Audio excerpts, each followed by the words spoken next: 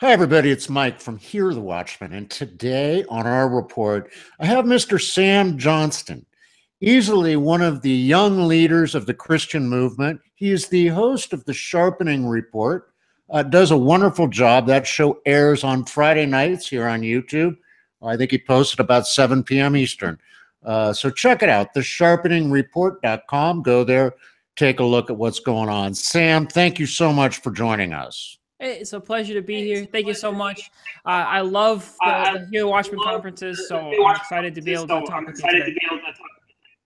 Well, we're looking forward to seeing you in March. That's March 22nd through the 25th in Dallas, Texas, again at the Hilton DFW Lakes Executive Conference Center and Hotel. So, folks, go there, check out HereTheWatchmen.com. You can get all the information about the upcoming conference, and Sam will be there. Sam, you are reporting constantly, you're researching constantly. Tell me, what is going on in New York? We had the terrorist attack this week. Now we have the New York Times running an ad for Antifa. What's going on? I think it's just more of that divide and conquer. Personally, it's you have all of the Republicans out there saying, "Oh, Islam is the most evil thing in the world," and then you have all the Democrats out there saying, "Oh, we just have to love people and send our thoughts that way." And to me, it's more the divide and conquer. Obviously, Islam is not a good thing by any means. But there's just so much hate out there towards in all different directions. And I think it's a smokescreen. I think the biggest thing people forget to talk about when that event happened is, what day did it happen on? It happened on Tuesday, the 31st, which is Halloween. And people forget the occult ties that Halloween has to it. And to me, that's the biggest aspect is it's not Republicans versus Democrats or Christians versus Islam. It's really good versus evil. And people miss the fact that that's an evil occult practice that happened with that truck. And it's so much deeper than just this, right versus left way everyone wants to look at it.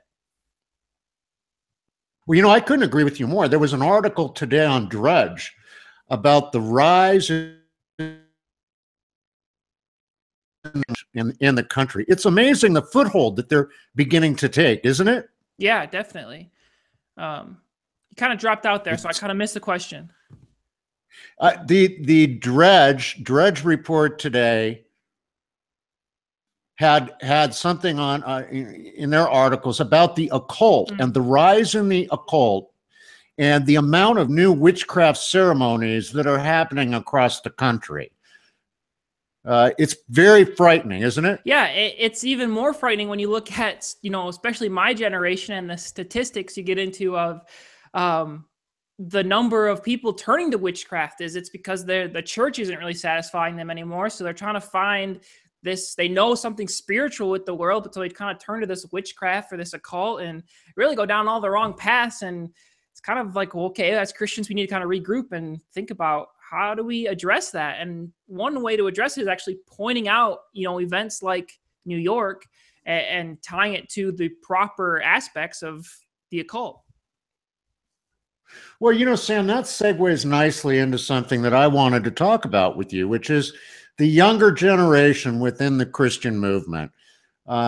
You're in touch with that, and you're out there at the forefront of all this. What is this younger Christian generation's feelings? Why is it so difficult for us to reach them? What are we doing wrong? Well, I think it starts with just kind of understanding why this generation is the way it is. And really to do that, you have to look at, who raised them and where and what time were they raised in. We come from, my parents grew up in the 60s and 70s, all about that, the civil rights movement coming off of the Cold War, still really, in the Cold War and just that, rock and roll age. And they kind of just came out as these rebels and these, fighting for justice of the Civil War movement. And then they raised these kids who they instilled those values on, which is why we have this social justice warrior movement and mentality in this generation. And so that's such an important thing to realize is the millennials, they love justice. Like that's their main goal, is they want justice across the board. They just lack truth. And that's the real big thing, is if you can give this generation truth, then they are able to really move mountains. I mean, you can see the social changes we've had with this generation rising up. It's not good by any means, because they are so deceived. And frankly, a lot of them are pretty lazy and don't want to find the truth. But being able to really give them truth, it's a generation that's so essential to be able to turn our culture back around. Is a lot of people just like to throw them under the bus and be like, oh, those millennials, they'll never get anywhere. They're just a lost cause. But this generation is so strong, and they fight so hard for what they believe in. They're just easily deceived. They go through the educational system and get brainwashed, and now they think that all these movements are good and Antifa is good, and they think it's ludicrous. But if they have truth, one really great story that I had is I started a Bible study a year ago, and so I was trying to speak to a lot of the things you guys talk about here, the Watchmen, and kind of share them, especially with Genesis 6. And I started talking to my friends, and some of them, you kind of get like a 50-50. People just think you're crazy, or they're really on board. And I remember this one, I was talking to, this person who's my age, he's from the mid-20s, and I sat down, I was like, hey, I want to tell you stuff about, Genesis 6. So we go through the whole story of Adam and Eve to Genesis 6 up to Nimrod, and be like, this is our world today. This is how Satan's working today. You have to look at the New World Order and these movements today. Like this is what our world is. And he just looked at me, and he had like a tear in his eye. He's like, I've been studying this stuff for a long time, and I've just been praying for someone to talk about it with. He was watching Alex Jones, and he knew about the Hagmans and things like that. And he was like crying because he finally was able to talk with someone about it his age. And that just spoke so much to me that this generation wants truth. They just don't know where to find it. And so they're going to these witchcrafts, and they're going to, universities, and they're going to all the wrong places because they go to the church, and it's just, you look around and it's just like, oh, this kind of sucks. Like, it's just boring, or it doesn't teach you anything. It's just that it's so many, the church is so messed up now that Satan has, opened up all these other avenues for people to go down. And so now we gotta wake up as Christians and be like, all right, well, so how do we reach this generation? And really, there's a couple ways to do it. One, I think a huge thing is stop talking about the doom and gloom. Someone being in their mid-20s and you go to them, hey, the world's going to end, or hey, Planet X is coming, or the blood moons are happening. I'm 24 and I've lived the end of the world like 6 times over because of all these, end times. It's like, if I'm in my mid-20s, I don't want to hear about the world ending. Even if you believe it, if you really believe that the world's ending, that's not something you want to talk to someone who is just coming out of the school and has so much hope for the world. It just turns you off immediately. And just being able to understand like that this generation has qualities to offer to really change things.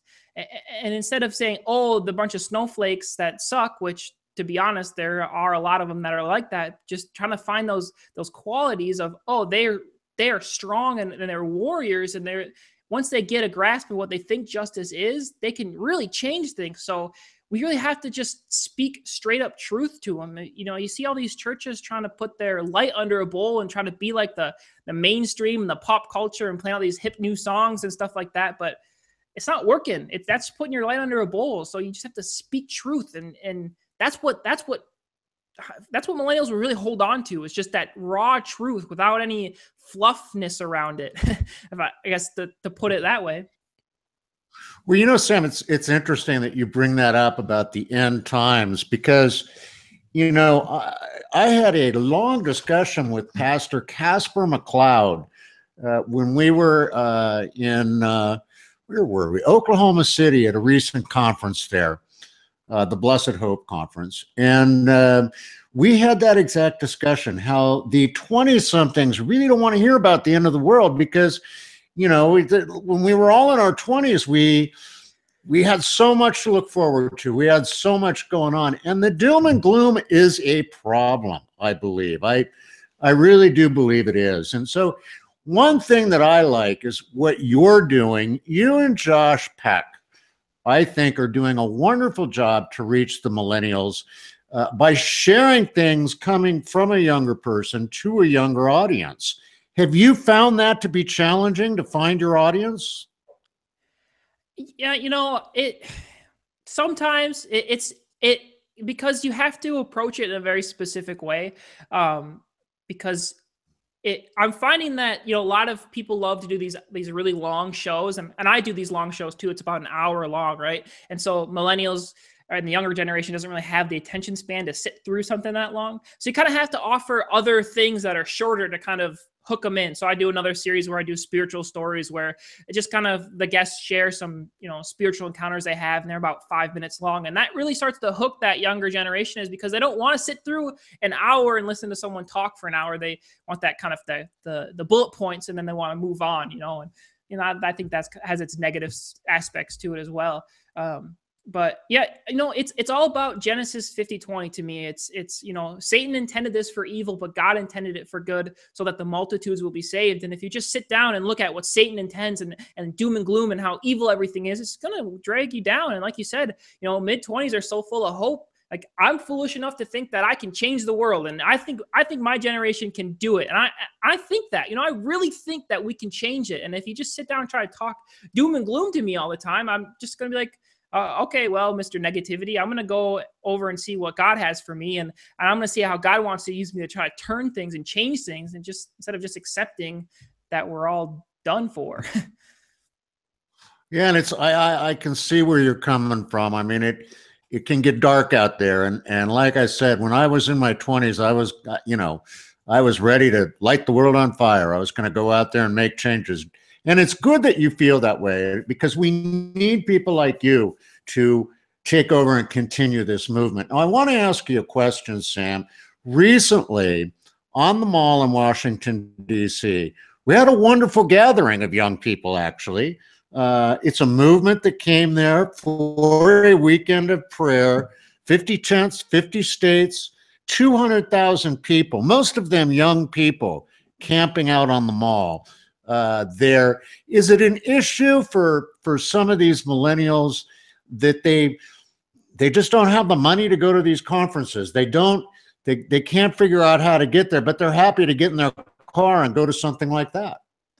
It is. I mean, being in my, being that age, it's hard to be able to justify spending $300 to go to a conference when you have to pay for rent and pay for food, and you got these huge school bills and college tuition funds that you have to pay for. It's hard to justify it. And I think that starts with the generation above us to be able to kind of reach their hand out and be like, hey, like, let me help you get there, and starting, ways for the elders to reach down and help give financially to support getting the younger generations to things like Hear the Watchmen would be so helpful. And then it gives you that foot in the door to be able to sit down with the millennials and be like, listen, like, let me tell you about Genesis 6 and giants and UFOs and all those other crazy things that we like to cover. Well, for the younger audience that hopefully will reach today because you're on the show, they're not going to come to hear my gray hair, but they'll come to see your good looking, young face out there trying to lead them. Tell them what happened to you at Hear the Watchmen and why the conference was a blessing to you. Yeah, well, I mean, there's a lot of different reasons why it was so wonderful, because, well, one, you kind of walk through your day to day and you kind of look around at people you see and you're like, I wonder if they know about this stuff, because you kind of like, you don't want to say too loud that you talk about all these weird topics. You kind of wonder what's going on, and can you trust this person? How far can you talk about things with these people? Can you bring up giants with someone without scaring them away? And so you're kind of on edge, looking around who believes what. But when you get to things like Hear the Watchmen, and you kind of look around at everyone, and you just you hear someone talking about Nephilims in a conversation behind you, and you're like, oh, okay, these are my people. Like, I can feel comfortable here. They're kind of all on the same page. And, I went there, wanted to hear the great speakers and learn a lot, which I definitely did. But that community of people was spectacular to be able to, just talk to I talked to some, a couple of random people throughout the weekend that I've never met. And we just talked about different things, and it was really great. And then one day I was able to have lunch with Josh Peck, who he was just like, I was like, hey, Josh, want to go get lunch? I knew who he was, and he kind of knew who I was through my dad, but it wasn't like I'd ever met him before. He had never met me. So yeah, I was like, hey, you want to go to lunch? And he was like, yeah, sure. I was going to buy him lunch, but he beat me to it, and he ended up paying for lunch. And he just sat down and talked with me, and that was really cool. Like, the speakers are just right there, and they're just people that want to talk and hang out. And so we just started talking about, this idea I had about creating small groups around the country and around the world. And he was really on board, and he was really helpful with that. And I guess I stood out a little bit to him because he messaged me, a couple months later, and he was like, hey, I got this project I need help with. Would you want to help me? And I was like, sure. And so I kind of helped him with that project. And then he's like, hey, I need a host for the Sharpening Report. And I was like, I would definitely love to do that. And he's so open and a great guy to be able to just reach that younger generation. And that's what he did with me. Is he's like, hey, like, you seem like you kind of know what's going on, so here's a program. And he's been super helpful. So that kind of just set me on this course of being a podcaster, I guess. And so yeah, it was because of Hear the Watchmen that I was able to connect with Josh like that. Well, that's a great story. And that's what happens. I mean, when you come to these conferences, and what's interesting is what you said, Sam, that, the conversations, they cross all boundaries with generations. We're all talking the same language when we're there. Mm-hmm. Now, Hear the Watchman wants to do something for you to help you reach the younger generation. And I'm going to give you this at your discretion. You use the Sharpening Report, and you use your contacts. We're going to go ahead and give you 10 tickets to Hear the Watchman. So that's 5 couples or pairs of people. If you can go out and find them and you vet them to make sure they're not 60 and they're really only 30 or 20 somethings, get them out there, and let's see what we can do to really ignite a fire under your particular movement to bring more of the millennials into our church, so to speak. Yeah, I really appreciate that. That's the mentality that we need, the older generation stepping down and helping out the younger generation. So I guess to that, if anyone's listening and heard that, send me an email, sharpeningreport.com or sharpeningreport@gmail.com. And if you're under, I get under 30, I guess. Let's say 30, under 30. 30. If you're under 30, send me an email and say, hey, I would love to go to Hear the Watchmen Conference. I heard about the free tickets, and then we'll have a conversation. And there will need to be some vetting there, but let's start that conversation. And I only got 10 of them, so we'll kind of, see who.